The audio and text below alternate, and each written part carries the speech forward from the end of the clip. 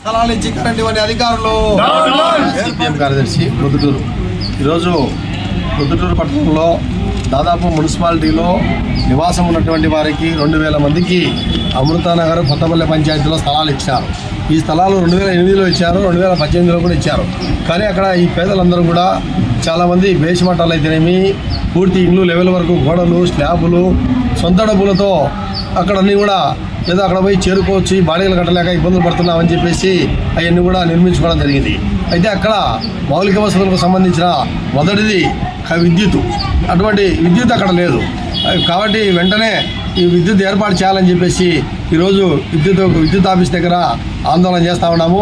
ఈ విద్యుత్ ఏర్పాటు అయ్యే వరకు ఇక్కడే కరెంట్ ఆఫీస్ దగ్గర ప్రతిరోజు కూడా ఆందోళన కొనసాగిస్తామని చెప్పేసి ఈ సందర్భంగా హెచ్చరించదలుచుకున్నాం.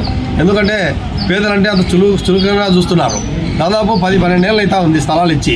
ఎందుకు మౌలిక వసతులు కల్పించరు, ఎందుకు కరెంట్ ఇవ్వరు? ఈరోజు ఎక్కడ టౌన్లో బాడీ కట్టాలంటే 1000 కావాలా, 8000 10,000 లేని ఇల్లు బాడీకి వచ్చే పరిస్థితి లేదు.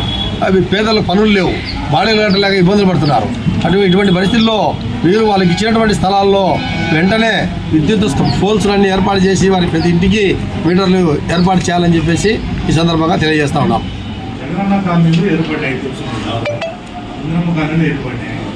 ఇంద్రమ్మ కాలనీ ఏర్పడినప్పుడు కానీ జగనన్న కాలనీ ఏర్పడినప్పుడు కానీ స్థలాలతో పాటు రోడ్లు ఇస్తారు, కాలువలు ఇస్తారు, డ్రైనేజ్ ఇస్తారు, కరెంట్ కూడా వాళ్ళు ఇస్తారు. వాళ్ళు ఎవరంటే వాళ్ళు చేయరు, వాళ్ళు మాకు లెక్క కడితే మేము చేస్తాం. అదే స్థలం ఇచ్చేసి మీరు ఇల్లు కట్టుకుంటే దాని కాలువలు